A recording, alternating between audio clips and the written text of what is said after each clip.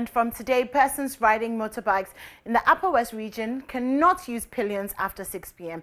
Now, this is an order from the Regional Police Commander ACP Peter Anabugri.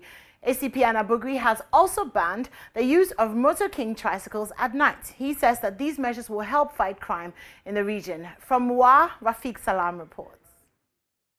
New Upper West Regional Commander of the Ghana Police Service, ACP Peter Anabugri, takes office and swore to go after the criminals, even at the peril of his life. I am the chief watchman for the region, for that matter, and not a commander. I am not going to sit in my room and be sleeping, snoring, and say I'm the commander, when the next day crime is everywhere.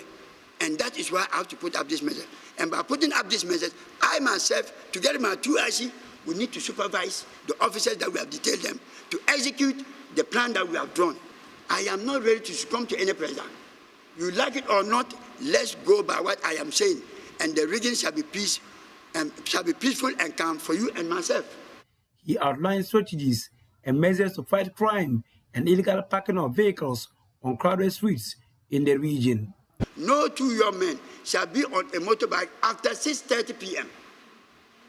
Whether you like it or not, that is, I want to tell you that security is very, very expensive. And if you don't create inconvenience, you can never get security. I want to tell you, I want to assure you. In Boku, for instance, it got to a time for 2 years, men were not even allowed to ride motorbikes. And yet, they were able to maintain the peace. So please, we should not take peace as a joke. Please, you bear with me that now our roads have now turned to I don't know whether it's supermarket or what. You go and see the motor seller, everything is on the road. I've entrusted that to the MTTU. And they are going to ensure that they will put them before court. The issue of passengers, spare riders, and picking up a passenger in a tricycle already having 2 occupants also came to the fore. No picking of kambu after you have picked somebody in the night who's going home and you have charged him. Oh, I'm passing here to pick somebody. It's unacceptable. And this will be made to the public. Even the police who are coming to supervise the disembarkment will ensure that if they pick a kambu, nobody is sitting in the kambu except the driver and the driver alone. Moto King tricycle operators, known locally here as Nyaba lorry, were also not left out. Nyaba lorries would not be permitted in the night. Nyaba lorries. I've taken observation that all the break-in the night, they always carry Nyaba lorry to go and put all their booty inside. So I am going to sit down with my MT, draw up a permit. It will announce it on the radio. If you have anything and you know that you this in Nyaba lorry, I'm going to do ABC in the night. Please, you come to the MTTU for permit. If I pick in Nyaba lorry in the night, the next day you are going to court. Having listened to the Upper West Regional Commander of the Ghana Police Service, ACP Peter Anabugri, will roll into town to speak to tricyclists about their views concerning the press conference. Teenagers riding the kamboos. At times you apprehend one with a kambu and he said it belongs to the father. That it doesn't belong to you. That you are not a policeman. But now that the police is giving us this and the power, we can do that and even call the nearest police to arrest the person and go and detain him till the owner comes. Then the police will take the necessary measures against the person. However, there is no groundswell of support on the move to ban riding with pillion after 6:30 p.m.